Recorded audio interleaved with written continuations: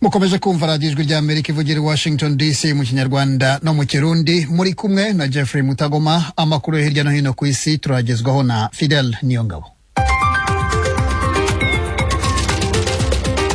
Mwaramutse Geoffrey, mwaramutse namwe nshuti muduteze amatwi. Amakuru yo hirya no hino tubafitiye muri aka kanya tuyahere kuyerekeye Amerika, aho umushikiranganji ajejwe imigenderanire Anthony J. Blinken yavuganye ku munsi wa gatatu na Perezida wa Republika ya Demokarasi ya Congo Felix Tshisekedi. Baganiye ivyerekeye gukomeza imigenderanire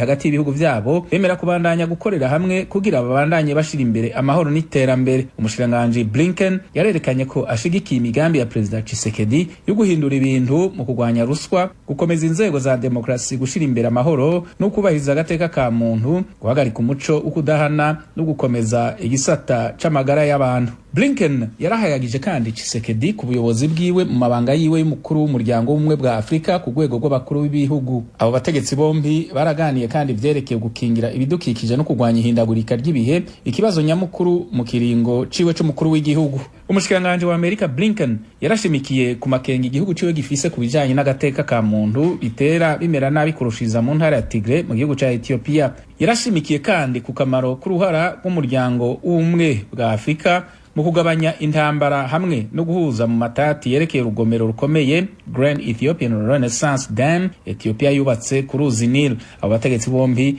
barerekanye ukwiyemeza kwabo kuvyerekeye gukorera hamwe kugira Republika ya Demokarasi ya Congo ikura inyungu mu masoko kama akomeye cyane ifise yongere ibandanye mu nzira nziza. Tukivuga ku vyerekeye Amerika, Perezida wa Leta Zunze Ubumwe za Amerika Joe Biden azobonana na Perezida wa Ukraine Volodymyr Zelensky muri Maison Blanche ku itariki 30 y'ukwezi k'umunani k'uyu mwaka. Iyo nama yari imaze igihe irondegwa kuko Ukraine iri kirondera gushigikirwa n'amakungu mu gihe ihanganye n'agasomborotso k'igihugu c'u Burusiya. Ibiro vya Perezida Maison Blanche bitangaza ko urugendo rwa Perezida Zelensky ari intambwe mu ntumbero yo kwiyemeza kwa Amerika kuvyerekeye ugushigikira ubwigenge n'imbibe z'igihugu ciwe mu gihe agasomborozo k'u Burusiya kabandanya mu ntara za Donbass na Crimea.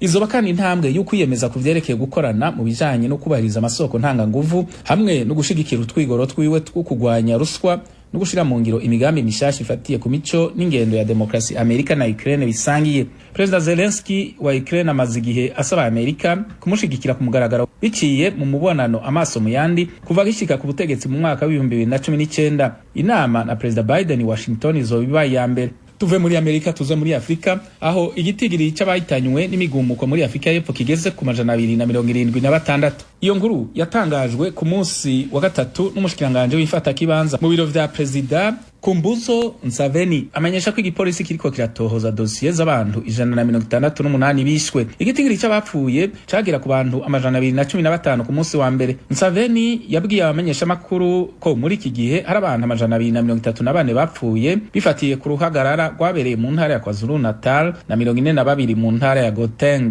Urugero rw'ivyasambuwe n'abantu bahasize ubuzima bitewe n'ubukene n'ubusumbane hagati y'abanyagihugu mu bijanye n'ubutunzi bibandanya imyaka 30 inyuma yuko intwaro karyanisha imiryango ya apartheid irangiye mu mwaka wa 1994 ruracabandanya kumenyekana. Tukiri muri Afrika y'Epfo, ico gihugu gitegekanya kuba cakingiye COVID-19 abanyagihugu 35,000,000 kuri Noel. Umutegetsi ajejwe amagara y'abantu Nicholas Crisp ku munsi wa gatatu yavuze ko ico gihugu gitegekanya kuba cahaye ico gihe n'imiburiburi urucanco rwa mbere abantu 35,000,000 ku bantu 60,000,000 baba mu gihugu. Afrika y'Epfo nico gihugu casinzikajwe kurusha ibindi vya Afrika n'ikiza ca COVID-19. Umuntu aravye ibitigiri vy'abanduye hamwe n'abahitanywe n'ico kiza. Igikorwa cyo gucandaga abanyagihugu cari kweze mu ntango mu gihe leta itavyihutiye hamwe no kuba yagiranye ibiganiro bitari vyoroshe n'amashirahamwe akora imiti. Muri ico gihe abimukira 200 barasomye nturi mu mazi y'ibahari Mediterane hafi y'igihugu ca Libya. Abajejwe kugenzura imbibe zo mu mazi bafashe ubwato bune ku munsi wa gatatu mu ibahari Mediterane bwari butwaye abimukira bariko bagerageza gushikira akarere k'Uburaya. Ku bwabo bimukira 200 bari mu bwato bumwe barakorokeye mu mazi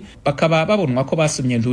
Icatumye bakrokera mu mazi ntikizwi kuko vyatangajwe n'umuvugizi w'ishirahamwe mpuzamakungu rijejwe abimukira Safa Mseli. Ubwo bwato bwarimwo abantu umurengera. kuva ku munsi wa kabiri ubwato indwi butwaye abimukira amajana n'amajana bwarahagaritswe mu mazi y'ibahari Mediterane yegereye Libya. Abimukira bagera ku majana 5 barimwo abana 9 n'abapfasoni 43 baragarukanywe ku butaka bajanwa mu kibanza gifungirwamwo abimukira ca Mabani ku mugwa mukuru wa Libya Tripoli. Benshi muri bo bari barushe cane kandi badafise amazi akwiriye mu mubiri.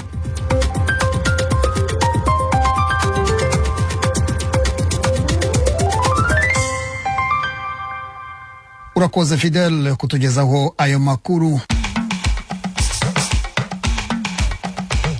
Mukomeje kumva ijwi rya Amerika kuri FM 104.3 mu Rwanda, naho mu Burundi ni ku mirongo migufi kuri metero 25, 31 na metero 41. Ikaze nanone mu makuru yo mu karere k'ibiyaga bigari. Amategeko agenga impunzi z'abarundi muri Tanzania abangamiye imwe mu miryango. Muri 2016 harabaye isanzazwa ry'abantu baciye babatanya umazinduta abandi baje mutenderi canke ndetse n'umugabo n'abagore nuko nyene harimo abari mu induta mutenderi abagabo bari Nyarugusu. Umwe mu bacumbitse mu nkambi ya Nyarugusu muri Tanzania. Mu Rwanda ho gahunda yo gukingira abarengeje imyaka 50 izarangira ejo kuwa gatanu mu mujyi wa Kigali. Naho hano muri Amerika ikigo gishinzwe by'itangazamakuru mpuzamahanga USAGM kiranenga igikorwa cyo kuneka za telefone hakoreshejwe akamashu ka Pegasus. Aya makuru n'ayandi tubafitiye ni mukanya tugumane.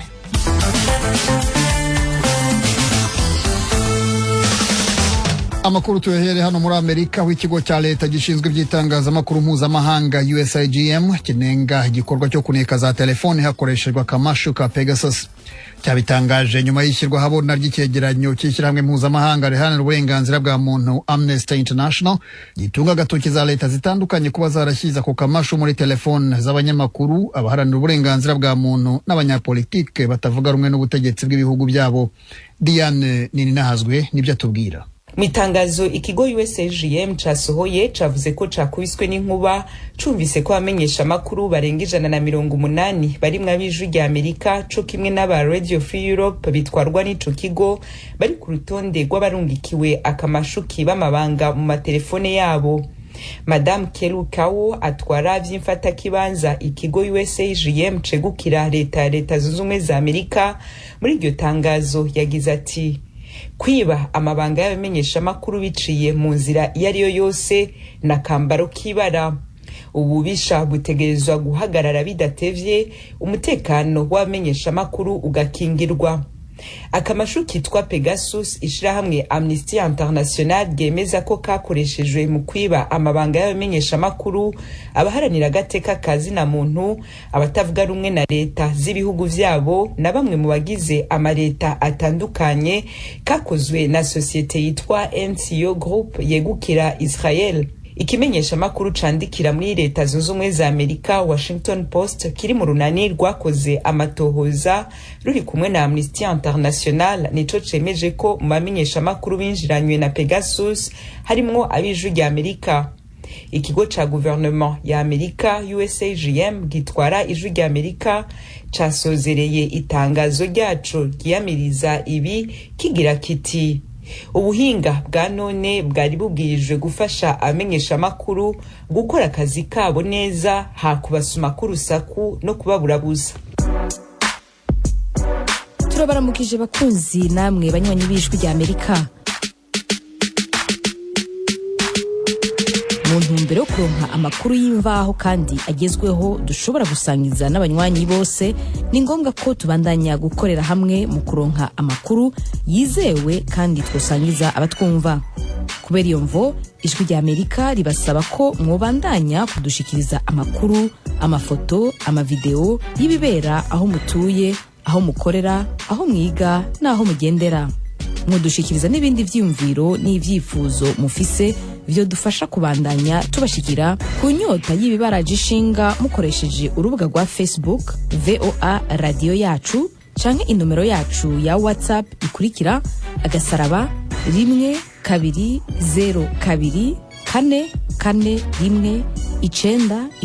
*12024419931. Ijwi rya Amerika ni radio yanyu.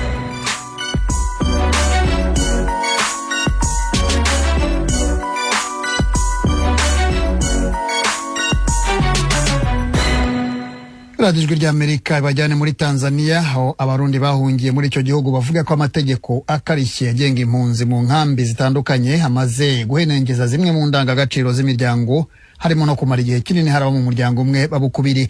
Mugenzi wacu James Jovin ukorera muri Tanzania yaganiriye n'abo mu nkambi ya Nyarugusu.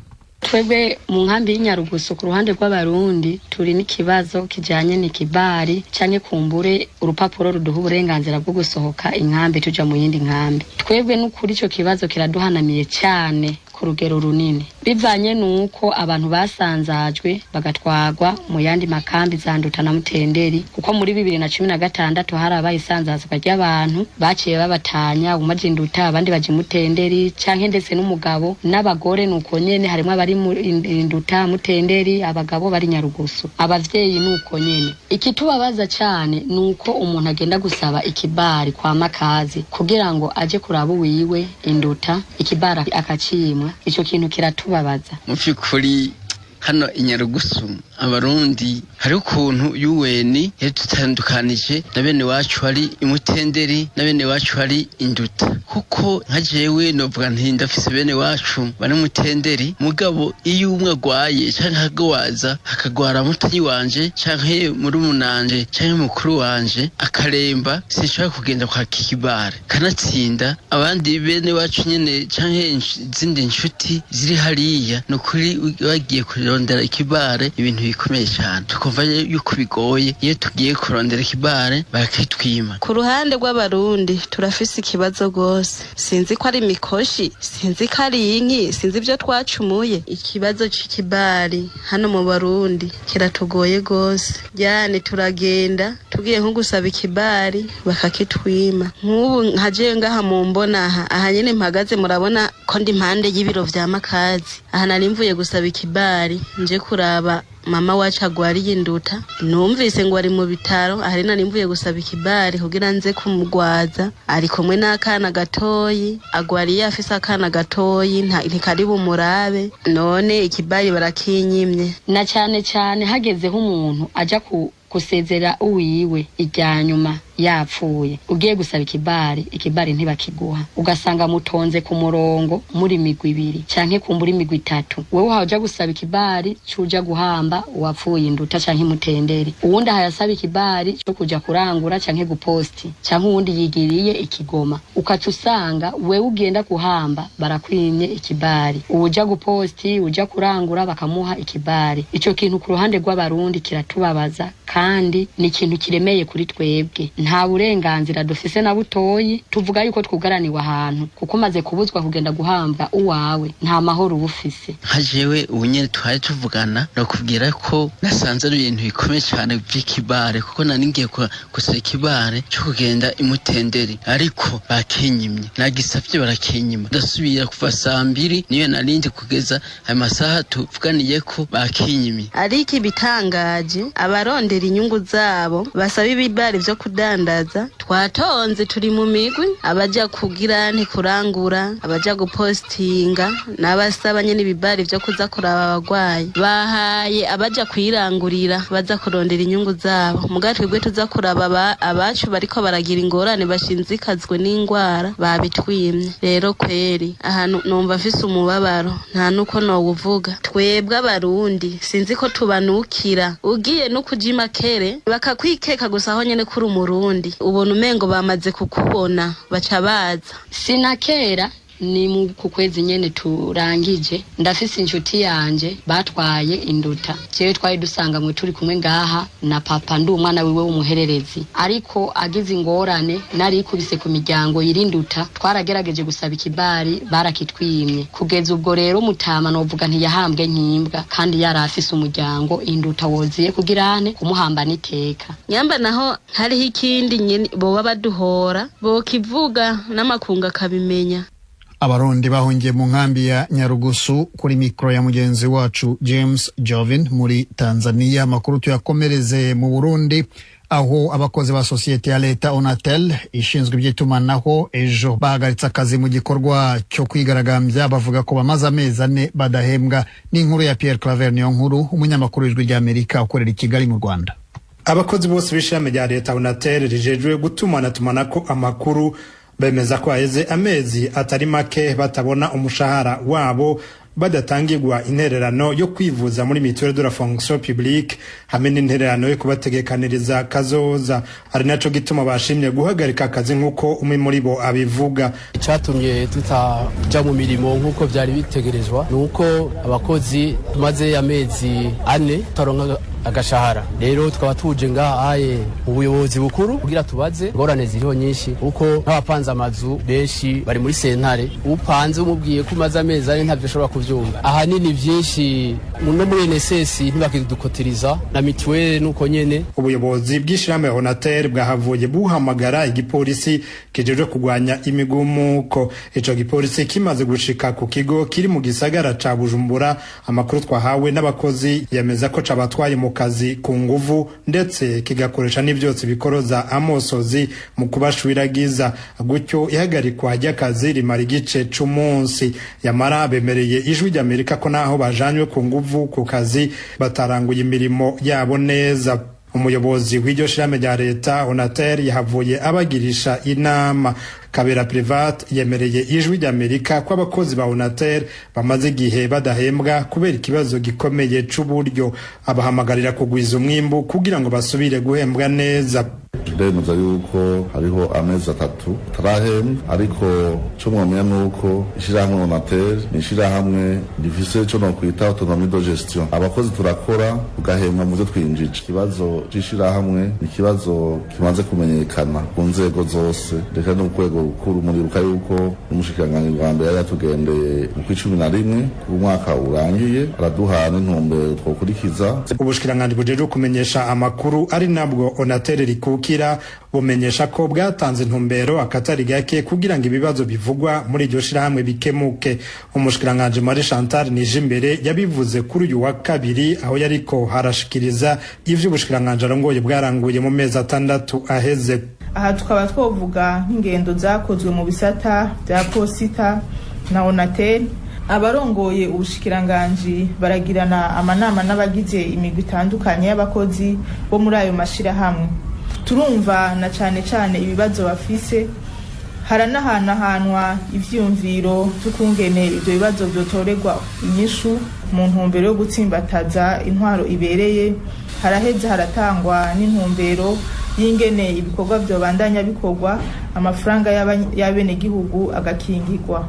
Onatel niryo shirahamwe rimwe ryonyene rya leta rijejwe igisata co gutumanatumako amakuru. Umukuru w'igihugu mu kwezi guheze wewe yari yagabishije batwara iryo shirahamwe mu nama yahuje abakozi ba leta n'amasendika ko Onatel rivugwamwo ubunyonyezi n'isesagwa ry'amatungo ya leta arenga miliyaridi 500 y'amarundi. Yarishize hamwe na Regideso ritanga amatara n'amazi. Onatel ryavutse mu mwaka w'igihumbi kimwe amajana 1979 ririmwo abakozi barenga 1000. Gushika mu myaka y'ibihumbi 2000 ryari rihari ryonyene atabigenga barashira imitahe muri ico gisata. Umukuru w'igihugu atangazwa n'ingene ridatera imbere ngo rirengane n'abikorera twabo kandi leta irishiramwe uburyo burengeye ubw'abigenga. Pierre Claver Niyonkuru, Kigali, ku bw'Ijwi ry'Amerika. Banywanyi b'Ijwi ry'Amerika, uretse kutwumvira ku mirongo ya FM, ku mirongo migufi ya shortwaves, kuri Facebook na internet mushobora kutwumva biciye ku matelefone yanyu ngendanwa. Kuba twumva muri Tanzania muhamagara ku nimero guteranya 255 4 1 2 ubusa 1 ubusa 669. Abatwumva muri Kenya namwe mugahamagara kuri guteranya 254 2 ubusa 5 2 93 2 94. Kuri mwe mutwumva muherereye muri Amerika muhamagara kuri guteranya 1 3 5 1 9 9 5 1 8 5. Ijwi ry'Amerika ryongeye kubashimira kuba mudahengeshanya kuryumviriza. Ijwi ry'Amerika ni radio yanyu. Tuve mu Burundi tujye mu Rwanda aho gahunda yo gukingira COVID-19 abaturage bose barangije imyaka 50 y'amavuko izasozwe ejo kuwa gatanu mu mujyi wa Kigali. Asumta Kaboyi yaduteguriye inkuru. Ubutumwa bwanditswe n'umujyi wa Kigali bwohererejwe abayobozi bose b'imidugudu igize uwo mujyi bwasabaga abo bayobozi kumenyesha abaturage bo mu midugudu yabo barengeje imyaka 50 kuzindukira ku bigo nderabuzima bibegereye bakajya gukingirwa COVID-19.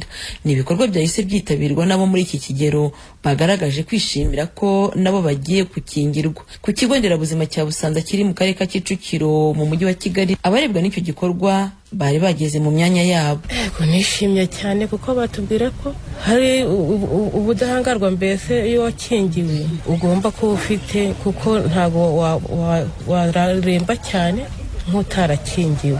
Tugomba kugendana n'abandi ngo turataha tunezewe kuko turaba turi muri gahunda nye. Umuyobozi w'ikigo nderabuzima cya Busanza Madamu Wineza Providence yabwira Ijwi ry'Amerika ko bafite abasaza n'abakecuru bake basigaye badakingiwe, akizera ko gahunda iza kurara irangiye. Uko mu bisanzwe babonye yuko icyo cyiciro cyari gisigaye cyitabiriye, abakecuru n'abasaza bazindutse bariho barakorerwa, turiho turabafasha kuzuza impapuro bagakingirwa, hanyuma tukabaha na randevu igihe bazagarukira gufatirwa rwa kabiri, ariko tugasigarana n'amatelefone yabo n'ababaherekeje tukanabahamagara kugira ngo batazabyibagirwa, kuko n'ubundi twari dusigaranye bakeya bari muri icyo cyiciro batari barubonye babyitabiriye cyane. nko mu masaha make turaba dushoje igikorwa. Icyiciro cy'abarengeje imyaka 50 cyatangiwe gukingirwa mu mujyi wa Kigali, kije gikurikira abandi bakingiwe mbere barimo abakuze barengeje imyaka 60, abafite indwara zidakira ndetse n'abakora imirimo ibahuza n'abantu benshi barimo abaganga n'abashinzwe umutekano. Umwana w'umukobwa Ijwi ry'Amerika ryasanze ku kigo nderabuzima cya Busanza yaje kwipimisha ngo arebe ko ubwandu bwa COVID-19 amaranye ibyumweru 2 bwashize. Yasabye inzego zishinzwe ubuzima mu Rwanda ko n'abakiri bato batekerezwaho bagahabwa inkingo kuko COVID-19 nabo ibashegesha. Gusa abantu basuzugura COVID ifata ku buryo butandukanye. Ntabwo COVID, ntabwo ngewe mfatwa, ndavuga uko nge nafashwe. Ntabwo nafashwe nkorora, nta nubwo nafashwe ndwara ibicurane.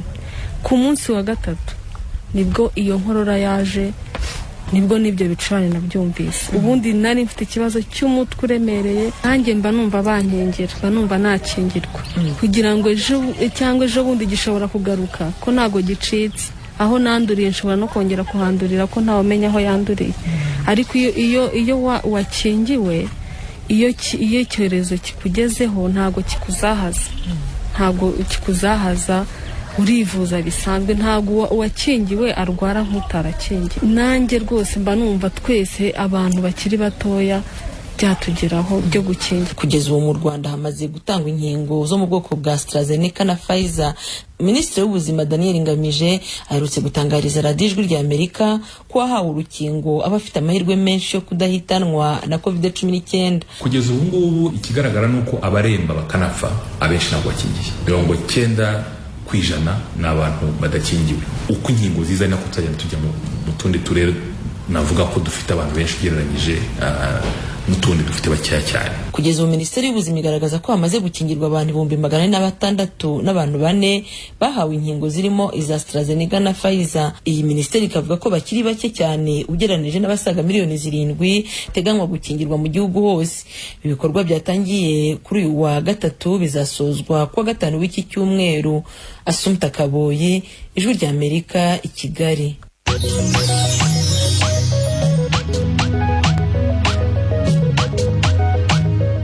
Nshuti z'Ijwi ry'Amerika, uretse kuri FM musanzwe mutwumviraho, mushobora kudukurikira no ku mirongo migufi bita short waves kuri metero 25, ni ukuvuga kuri kilohertz 11,835. Buri munsi ni kuva ku wa mbere kugera ku wa gatanu, kuva saa 2:30 kugera saa 3, no kuva saa 3:30 kugera saa 4 ku mugoroba. Ku wa gatandatu ni kuva saa 12 kugera saa 12:30 ku mugoroba. Ijwi ry'Amerika kuri metero 25, kilohertz 11,835.